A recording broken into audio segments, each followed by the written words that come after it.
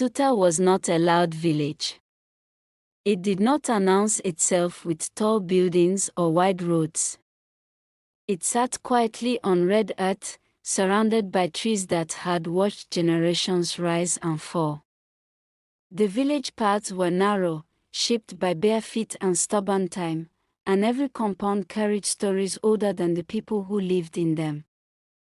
In Insuta, nothing stayed hidden for long, not joy, not shame, and certainly not cruelty. It was here that Amono lived. She woke up long before the rooster crowed, her body trained by years of routine and fear. The sky was still dark, stars faintly visible, when her feet touched the cold earth of the compound. She picked up the broom and began to sweep, her movements slow and practiced. Each stroke of the broom gathered dust, leaves, and the remnants of yesterday, just as she had done every morning for as long as she could remember. Amono was in her early 30s, but her life had taught her lessons meant for someone much older. Her beauty was quiet, the kind that did not fight for attention. Her face carried calm strength, her eyes deep and thoughtful. But in Insuta, beauty meant nothing without status, and Amono had none. She lived with her late father's parents, Nana Adu and Mama Oki, along with her two younger half-sisters, Omi and Kitty. From the outside, the compound looked ordinary. Inside, it was ruled by pride and bitterness. Nana Adu was a man who believed poverty was the greatest shame a family could carry. He had raised his children with one rule carved deeply into their minds: never marry from the village. To him, village men were failures by birth, trapped by soil and sweat. Mama Oki shared this belief completely. She wore her pride like fine cloth and her cruelty like jewelry. As Amono swept the compound, voices drifted from inside the house. Ami and Kitty were already awake, seated before a cracked mirror placed carefully against the wall. They admired themselves, adjusting their headscarves, rubbing pomade on their lips, laughing softly at their reflections. One day, Ami said, smiling at herself, "A rich man will come from the city and take me far from this place." Kitty nodded eagerly. "A man with a car. Not these village men." They laughed together. Outside, Amono heard every word. She did not react. She never did. When the sun rose fully, Mama Aki stepped out of her room dressed elegantly, her wrapper clean and pressed, gold earrings shining in the morning light. She scanned the compound and frowned. "Amono," she called sharply, after sweeping, "wash the dishes. And hurry. People are watching." "Yes, Mama." Amono replied quietly. She washed the dishes, scrubbing pots until her fingers ached. When she finished, Omi and Kitty dropped their dirty clothes beside her without a word. One dress fell into the water with a splash. "Wash them well," Omi said casually. "I don't want stains." Amono nodded and gathered the clothes. Later, she balanced a heavy basin on her head and began the long walk to the stream. The sun was already hot, beating down on her shoulders. With each step, memories pressed against her chest, memories of a father who had once protected her, of laughter that no longer existed, of a life she had never been allowed to choose. At the stream, she knelt and began washing the clothes, scrubbing fabric against stone. The water rippled softly, carrying away dirt and her silent tears alike. Not far from there, a young man worked tirelessly on another man's land. His name was Bucom. Bucom was known throughout Insuta as a laborer. Strong, well-built, and dependable, he survived by weeding farms, harvesting crops, and doing any honest work offered to him. His hands were rough, his clothes simple, but his character was solid. Still, to most people in the village, he was invisible, noticed only when his strength was needed. That morning, Omi walked along the path near the farmland, her head held high. Bucom noticed her and stopped walking. "Good morning," he greeted respectfully. Omi looked at him with open disdain. "Good morning for who?" she snapped. "You people should know your place." Bucom straightened, confused but calm. "I only wanted to," she waved her hand sharply. "Don't talk to me. If you are looking for a woman, go and find those useless village girls like Amonu. She is your level." The words struck hard. Bucom stood frozen as Omi walked away without another glance. Nearby women who had overheard whispered and laughed. Bucom lowered his head slowly, shame burning deep in his chest. Back at the compound, Amono heard about the insult. Her hands trembled as she stirred soup over the fire. She swallowed hard. She had become the name people used to humiliate others. Days later, Nana Adu summoned Bucom to his compound. "I need my land weeded," Nana Adu said. "It's large." Bucom agreed immediately. Work was work, and he never turned it down. For nearly a week, Bucom worked relentlessly on Nana Adu's land. From early morning until sunset, he cleared weeds under the scorching sun. His palms blistered, his back ached, but he did not complain. When the job was finally done, he returned to the compound to collect his pay. Nana Adu sat calmly on a wooden stool, his walking stick resting beside him. "The money I kept for you," he said slowly, "has been stolen." Bucom felt his heart sink, but he bowed respectfully. "That is unfortunate, sir." Nana Adu studied him closely. "But I can give you something more valuable. Something money cannot buy." Bucom looked up, hope flickering. "What is it, sir?" "My daughter," Nana Adu said. Bucom's breath caught. In his mind, images of Omi and Kitty appeared. This was an opportunity no poor man would dare refuse. "I agree," Bucom said quickly. Nana Adu's expression hardened. "You will marry Amono." Bucom froze. Amono arrived at Bucom's compound just before sunset. The sky burned orange, then slowly darkened, as if the day itself was reluctant to witness what was happening. There were no drums to announce her arrival, no women singing marriage songs, no elders gathered to bless the union. The marriage had been sealed with words spoken in bitterness, not joy. Bucom stood a few steps away as she placed her two small bags on the ground. For a long moment, neither of them spoke. The silence was heavy, not awkward, but uncertain. Two strangers tied together by cruelty they had not created. "You can sit," Bucom finally said, pointing to a wooden stool. "Thank you," Amono replied softly. That night, they ate quietly. The food was simple, but Amono served it carefully, as though fear itself hovered nearby. When Bucom finished, she waited until he left the eating area before touching her own food. He noticed, and something in him tightened. The days that followed formed a routine quickly. Amono woke before dawn, swept the compound, fetched water, cooked, and washed clothes. Bucom left early for the farm and returned in the evening.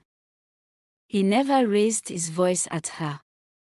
He never treated her like property.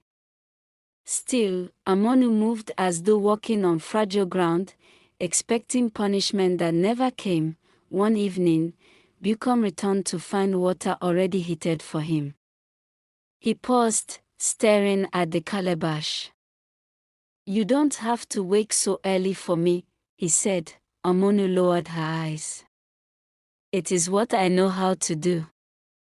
Bucom said nothing, but that night he lay awake, staring at the ceiling, wondering what kind of home could teach a woman fear so deeply. In Nsuta, life continued as though nothing had changed. Villagers passed Bucom's compound without greeting. Some laughed quietly. Others shook their heads. To them, Amonu had simply moved from one forgotten corner to another.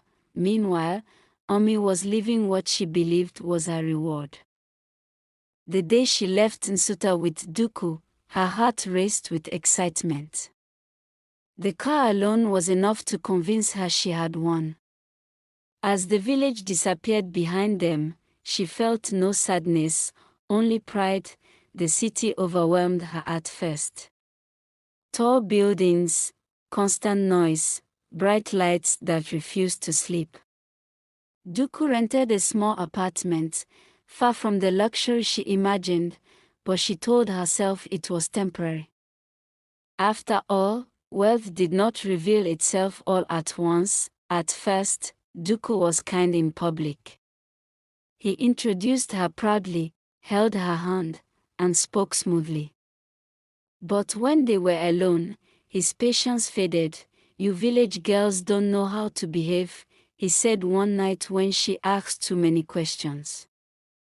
Ami laughed it off, determined not to ruin her dream. Back in Nsuta, Amonu began working beside Bucom on the farm. The work was hard, the sun unforgiving, but she did not complain. She learned quickly, her hands blistering as she tilled the land. Bucom watched her carefully. She worked not like someone forced, but like someone determined to survive. You are strong, he said one afternoon. Amonu shrugged. I had no choice. Weeks passed. The silence between them softened. They spoke more, though carefully.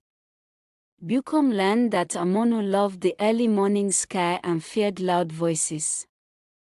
Amonu learned that Bucom was patient, observant, and carried wounds he never spoke about. In the city, Omi's illusion began to crack. Money became an issue. Duku complained constantly. One evening, when Omi questioned him, his hand moved faster than her words. The slap stunned her. She stared at him, shocked. I brought you from nothing, he shouted. Don't forget your place. That night, Omi cried quietly, telling herself it was a mistake. It happened again. And again, she learned to hide bruises. She learned silence. Back on the farm, one afternoon changed everything. Bucom's cutlass struck something hard beneath the soil. The sound was wrong. He froze. They dug carefully, hands trembling. What emerged shimmered in the sunlight, gold. For a long moment, neither spoke. Fear and disbelief fought inside them. Cover it, Bucom whispered. They walked quickly, hiding the spot. That night, neither slept. Fear crept into every thought. What if someone saw? What if it was stolen? Over the next weeks, Bucom quietly investigated. The land held more than they first believed.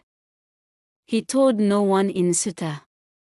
Trust was a luxury they could not afford. In the city, Omi's suffering reached its peak. One morning, Duku woke her roughly. Pack your things, he said coldly. Where are we going? She asked. Back to your village, he replied. I am married. You were never anything. The car was a setup. Her world shattered, bruised, humiliated, and discarded, Omi boarded a bus back to Nsuta. She stared out the window, unable to cry. Months passed. Quietly, Bucom and Amonu's lives changed. Wealth arrived without celebration. They moved carefully, leaving Nsuta without announcement. Amono learned what peace felt like. Then, one afternoon, Omi returned to the village. The villagers whispered as she walked through the path, barely recognizable. That same day, a luxury car rode into Nsuta. Inside sat Amono and Bukom. The village held its breath. The day the luxury car entered Nsuta, time seemed to slow. Children stopped playing. Women paused mid-conversation. Men turned from their farms, wiping sweat from their brows as the unfamiliar sound of a powerful engine rolled through the village. Cars rarely came to Nsuta, and when they did, they never looked like this. The vehicle gleamed under the sun, polished black, moving with confidence along the narrow village road. Dust rose behind it like a reluctant witness. Villagers whispered as it passed, "Who could this be? Is it a government official? Maybe a rich man from the city?" No one imagined the truth. Earlier that same morning, Omi had arrived in Nsuta. She walked slowly, dragging her feet as if each step required permission from the earth itself. Her clothes were worn, her hair unkempt, her face bruised and swollen. Some villagers stared without recognition. Others looked away, uncomfortable. When she reached her family's compound, Mama Oki was seated outside, sorting maize. She glanced up and frowned. "Who is that?" she muttered. Omi stopped a few steps away. "Mama." Mama Oki squinted, confused. Nana Adu stepped closer, his walking stick tapping against the ground. It took several heartbeats before recognition struck Omi.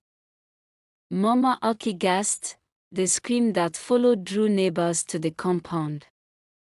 Mama Oki rushed forward, grabbing Omi's shoulders, then recoiling at the sight of her bruises. Nana Adu stood frozen, disbelief etched across his face. "What happened to you?" Mama Oki cried. Omi collapsed onto the ground, sobbing. Words came out broken, tangled with shame and pain. She spoke of the city, of Duku, of the lies, the beatings, the rejection. Each word cut deeper than the last. The compound fell silent. For the first time in years, Nana Adu said nothing. Pride had abandoned him, leaving only confusion and fear. Mama Oki wept openly, rocking back and forth. As villagers whispered nearby, shame crept into the compound like an unwanted guest. It was then that the sound of the approaching car grew louder. Heads turned. The car slowed and stopped directly in front of Nana Adu's compound. Dust settled slowly, revealing the vehicle in full glory. Murmurs rippled through the crowd. The door opened. A well-dressed man stepped out first. He stood tall, composed, his movements calm and assured. It took a moment for recognition to settle. "Is that Bukom?" Someone whispered. Gasps followed. Then the second door opened. A woman stepped out, elegant, confident, radiant. For a second, no one spoke. The woman's face was familiar, yet unfamiliar at the same time. Her posture was straight, her clothes refined, her presence commanding. "Ammonia." Mama Oki whispered, barely audible. The word tilted. Nana Adu staggered backward, gripping his walking stick. His legs weakened as understanding crashed into him. The girl he had traded for unpaid labor stood before him, transformed, not just by wealth, but by dignity. Villagers pushed closer, eyes wide, mouths open. Some pointed. Others shook their heads in disbelief. Bukom walked calmly around the car and opened the door for Amonu, offering his hand. She accepted it with a small smile. The gesture alone spoke louder than words. They stood together, silent, observing the faces that once ignored them. Mama Oki fell to her knees. Amonu, she cried. Forgive us. Amonu looked at her for a long moment. Memory searched years of insults, labor, silence, tears. Her chest tightened, but her face remained calm. We came to greet you, Amonu said softly. And to say goodbye. The words struck harder than any insult ever had. Nana Adu lowered his head, shame bending his spine. Amonu stepped forward. I forgive you, she said, her voice steady. But forgiveness does not mean returning to what destroyed me. Silence followed. She turned away from the compound.